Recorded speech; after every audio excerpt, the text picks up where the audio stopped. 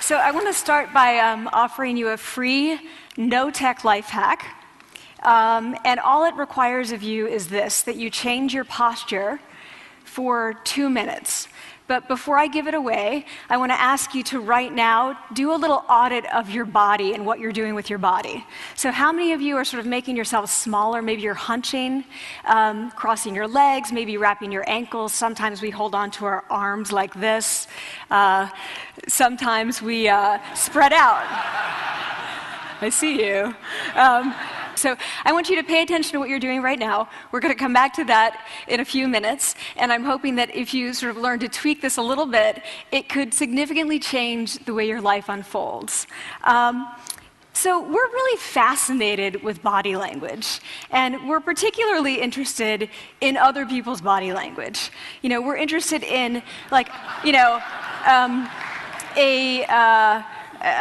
an awkward interaction, or a smile, or a contemptuous glance, or maybe a very awkward wink, or maybe even something like a handshake.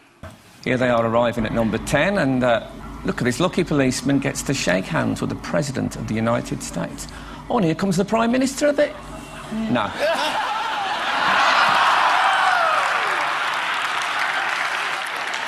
So a handshake, or the lack of a handshake, can have us talking for weeks and weeks and weeks, even the BBC and the New York Times. So obviously, when we think about nonverbal behavior or body language, but we call it nonverbals as social scientists, it's language. So we think about communication. When we think about communication, we think about interactions. So what is your body language communicating to me? What's mine communicating to you? And there's a lot of reason to believe that this is a valid way to look at this. So social scientists have spent a lot of time looking at the effects of our body language or other people's body language on judgments. And we make sweeping judgments and inferences from body language. And those judgments can predict really meaningful life outcomes, like who we hire or promote, who we ask out on a date.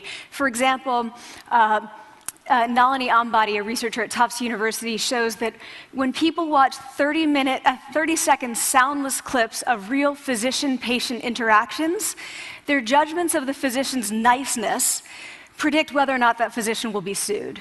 So it doesn't have to do so much with whether or not that physician was incompetent, but do we like that person and how they interacted? Even more dramatic, Alex Todorov at Princeton has shown us that judgments of political candidates' faces in just 1 second predict 70% of US Senate and gubernatorial race outcomes. And even, let's go digital, emoticons used well in online negotiations can lead you to claim more value from that negotiation. If you use them poorly, bad idea, right? So when we think of nonverbals, we think of how we judge others, how they judge us, and what the outcomes are.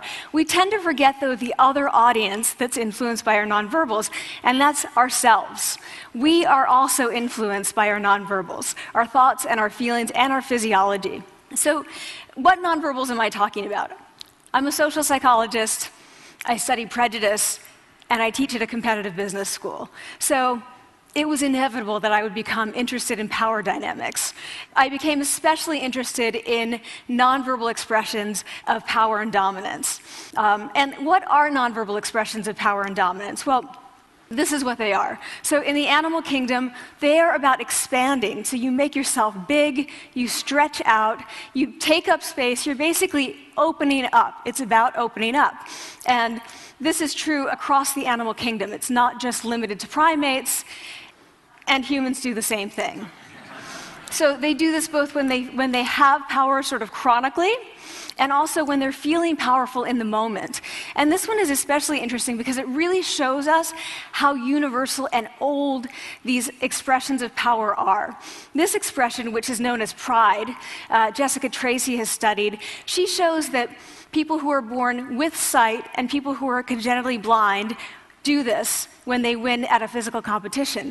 So when they cross the finish line and they've won, it doesn't matter if they've never seen anyone do it, they do this. So the arms up in the V, the chin is slightly lifted. What do we do when we feel powerless? We do exactly the opposite.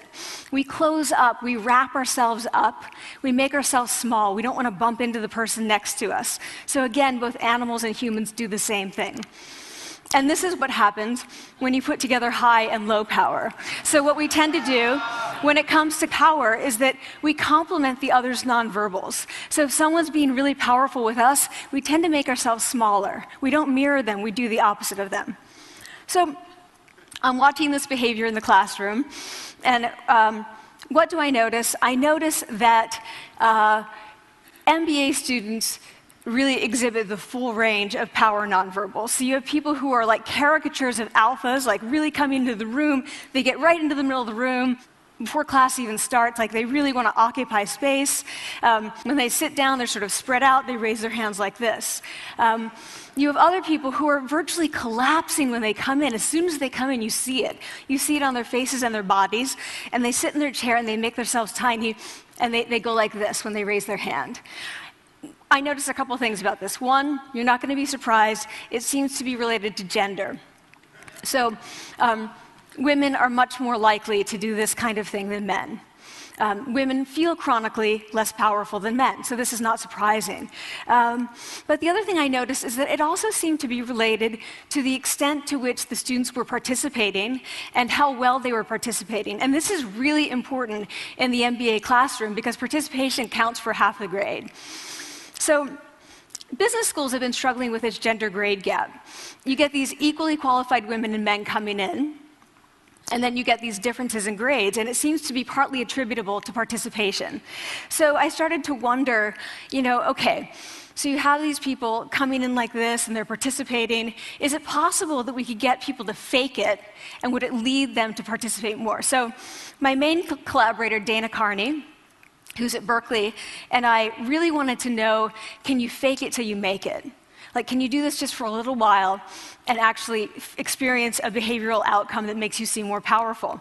So we know that our nonverbals govern how other people think and feel about us. There's a lot of evidence, but our question really was, do our nonverbals govern how we think and feel about ourselves? There's some evidence that they do. So, for example, when we smile when we feel happy, but also when we're forced to smile by holding a pen in our teeth like this, it makes us feel happy. So it goes both ways. When it comes to power, it also goes both ways. So when you feel powerful, you're more likely to do this, but it's also possible that when you pretend to be powerful, you are more likely to actually feel powerful. So the second question really was, so we know that our minds change our bodies, but is it also true that our bodies change our minds? And when I say minds, in the case of the powerful, what am I talking about? So I'm talking about thoughts and feelings and the sort of physiological things that make up our thoughts and feelings. And in my case, that's hormones. I look at hormones. So what do the minds of the powerful versus the powerless look like? So powerful people tend to be, not surprisingly, more assertive and more confident, more optimistic. They actually feel that they're going to win even at games of chance. They also tend to be able to think more abstractly. So there are a lot of differences. They take more risks. There are a lot of differences between powerful and powerless people. Physiologically, there also are differences on two key hormones, testosterone, which is the dominance hormone, and cortisol, which is the stress hormone. So what we find is that high-power alpha males in primate hierarchies have high testosterone and low cortisol. And powerful and effective leaders also have high testosterone and low cortisol. So what does that mean? When you think about power, people tended to think only about testosterone because that was about dominance. But really, power is also about how you react to stress. So do you want the high-power leader that's dominant, high on testosterone, but really stress reactive? Probably not, right? You want the person who's powerful and assertive and dominant, but not very stress reactive, the person who's laid back. So we know that in primate hierarchies, if an alpha needs to take over, if an individual needs to take over an alpha role sort of suddenly, within a few days, that individual's testosterone has gone up significantly and his cortisol has dropped significantly. So we have this evidence, both that the body can shape the mind, at least at the facial level, and also that role changes can shape the mind. So what happens, okay, you take a role change, what happens if you do that at a really minimal level, like this tiny manipulation, this tiny intervention? For 2 minutes you say, I want you to stand like this, and it's going to make you feel more powerful. So this is what we did. We decided to bring people into the lab and run a little experiment. And these people adopted for 2 minutes either high power poses or low power poses. And I'm just going to show you 5 of the poses, although they took on only 2. So here's one, a couple more. This one has been dubbed the Wonder Woman by the media. Here are a couple more. So you can be standing or you can be sitting. And here are the low power poses. So you're folding up, you're making yourself small. This one is very low power. When you're touching your neck, you're really kind of protecting yourself. So this is what happens. They come in, they spit into a vial. We, for 2 minutes, say, you need to do this or this. They don't look at pictures of the poses. We don't want to prime them with the concept of power. We want them to be feeling power, right? So 2 minutes they do this. We then ask them, how powerful do you feel on a series of items? And then we give them an opportunity to gamble. And then we take another saliva sample. That's it. That's the whole experiment. So this is what we find. Risk tolerance, which is the gambling. What we find is that when you're in the high power pose condition, 86% of you will gamble. When you're in the low power pose condition, only 60%. And that's a pretty whopping significant difference. Here's what we find on testosterone. From their baseline when they come in, high power people experience about a 20% increase, and low power people experience about a 10% decrease. So again, 2 minutes and you get these changes. Here's what you get on cortisol. High power people experience about a 25% decrease, and the low power people experience about a 15% increase. So 2 minutes lead to these hormonal changes that configure your brain to basically be either assertive, confident, and comfortable, or really stress reactive, and feeling sort of shut down. And we've all had that feeling, right? So it seems that our nonverbals do govern how we think and feel about ourselves. So it's not just others, but it's also ourselves. Also, our bodies change our minds. But the next question, of course, is, can power posing for a few minutes really change your life in meaningful ways? So this is in the lab, it's this little task, it's just a couple of minutes. Where can you actually apply this, which we cared about, of course. And so we think it's really what matters, where you want to use this is evaluative situations, like social threat situations. Where are you being evaluated? Either by your friends, like for teenagers, it's at the lunchroom table. It could be, for some people, it's speaking at a school board meeting. It might be giving a pitch, or giving a talk like this, or doing a job interview. We decided that the one that most people could relate to, because most people had been through, was the job interview. So we published these findings, and the media are all over it, and they say, okay, so this is what you do when you go in for the job interview, right?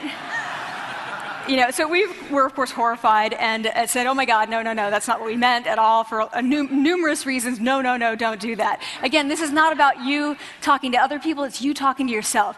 What do you do before you go into a job interview? You do this. Right? You're sitting down, you're looking at your iPhone or your Android, not trying to leave anyone out. You're looking at your notes, you're hunching up, making yourself small, when really what you should be doing maybe is this, like in the bathroom, right? Do that, find 2 minutes. So that's what we want to test, okay? So we bring people into a lab, and they do either high or low power poses again. They go through a very stressful job interview. It's 5 minutes long. They are being recorded, they're being judged also, and the judges are trained to give no nonverbal feedback. So they look like this. Like, imagine this is the person interviewing you.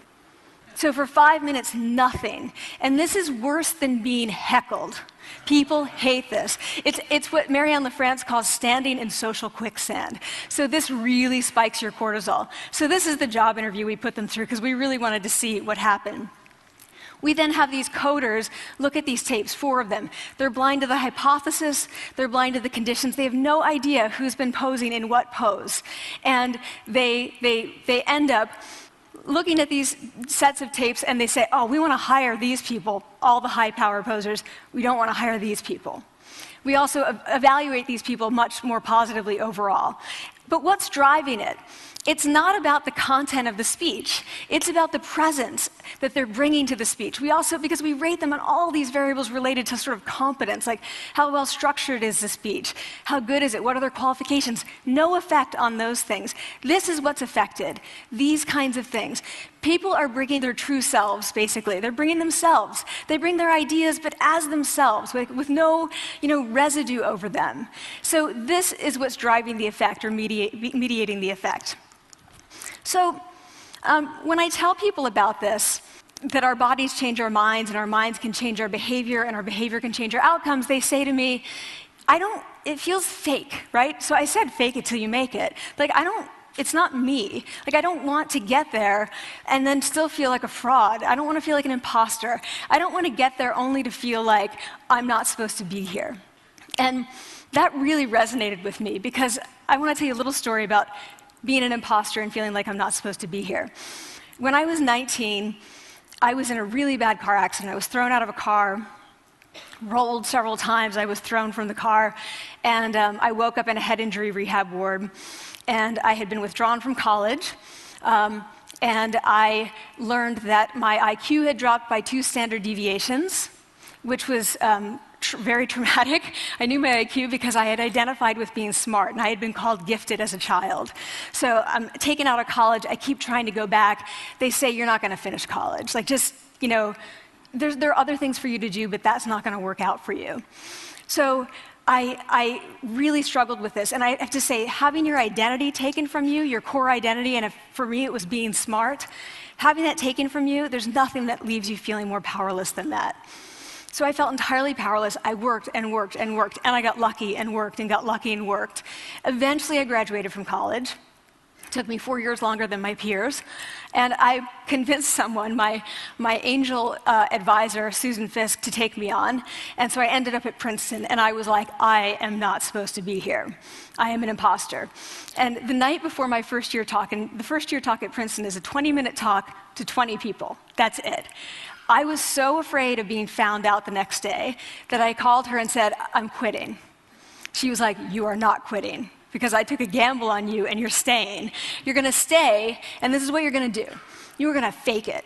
You're going to do every talk that you ever get asked to do. You're just going to do it and do it and do it, even if you're terrified and just paralyzed and having an out-of-body experience until you have this moment where you say, oh my gosh, I'm doing it. Like, I have become this. I am actually doing this. So that's what I did. 5 years in grad school. A few years, I'm at Northwestern. I moved to Harvard. I'm at Harvard. I'm not really thinking about it anymore, but for a long time I had been thinking, not supposed to be here, not supposed to be here. So at the end of my first year at Harvard, a student who had not talked in class the entire semester, who I had said, look, you got to participate or else you're going to fail, came into my office. I really didn't know her at all. And she came in totally defeated, and she said, I'm not supposed to be here.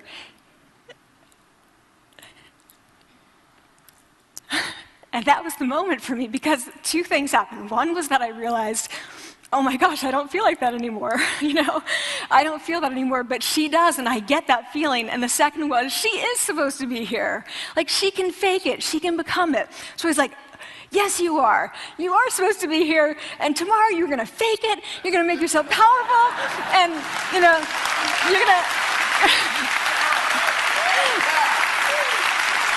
and you're going to go into the classroom, and you are going to give the best comment ever, And she gave the best comment ever, and people turned around, and they were like, oh my God, I didn't even notice her sitting there, She comes back to me months later, and I realized that she had not just faked it till she made it, she had actually faked it till she became it. So she had changed. And so I want to say to you, don't fake it till you make it. Fake it till you become it. It's not do it enough until you actually become it and internalize. The last thing I want to leave you with is this. Tiny tweaks can lead to big changes.